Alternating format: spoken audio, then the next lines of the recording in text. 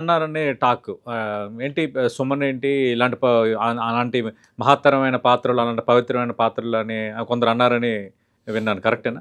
అదే పవన్ కళ్యాణ్ ఏంటి పాలిటిక్స్ ఏంటి చెప్పినట్టు హ్మ్. హ్మ్. అలాగే నన్ను కూడా ఏంటంటే ఈయనకేంటి ఆ పని ఎందుకు, ఓకే. సైలెంట్గా ఉండొచ్చు కదా, ఫైటింగ్ గీటింగ్ చేసుకొని ఉండొచ్చు కదా అన్నారు. అన్నారు హ్మ్. బిగినింగ్ లో. హ్మ్. అది కూడా నేను మీ వరకు వచ్చింది అది. వచ్చింది ఓహ్!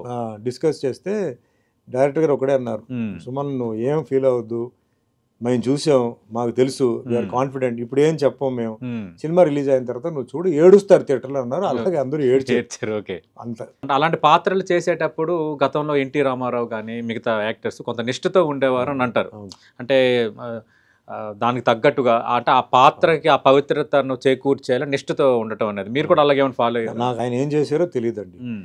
నాకు నాకు అప్పుడు సీనియర్స్ అందరూ నాతో పాటు ఉన్నారు. ఆయనతో పనిచేసిన వాళ్ళందరూ నాతో పాటు కొందరు ఉన్నారు. అవును. అప్పుడు వాళ్ళు చెప్పింది ఏంటంటే ఆయన నేల మీద పడుకునేవారండి. హ్మ్. తర్వాత ఆయన జనరల్గా ఎర్లీ మార్నింగ్ 3కి అవును. లేస్తారు. జనరల్ అది. అవునవును. ముఖ్యమంత్రిగా ఉన్నప్పుడు కూడా 2కే లేచేవారు. 3 o'clock లేసేవారు. అవును.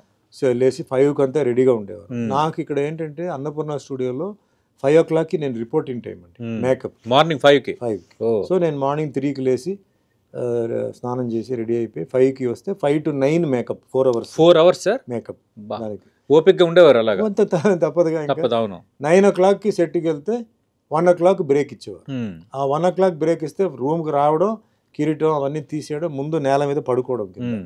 ఓ అరగంట పడుకొని తర్వాత లేచి తర్వాత తినేసి మళ్ళీ టచ్అప్ చేసి హ్మ్. తర్వాత ఈవినింగ్ 6, 7, 8 వరకు అలా 8 months నేను చేశాను. ఓహ్!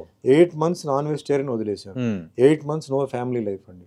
8 months కింద నేల మీద పడుకొని 8 months ఎంత చలి అయినా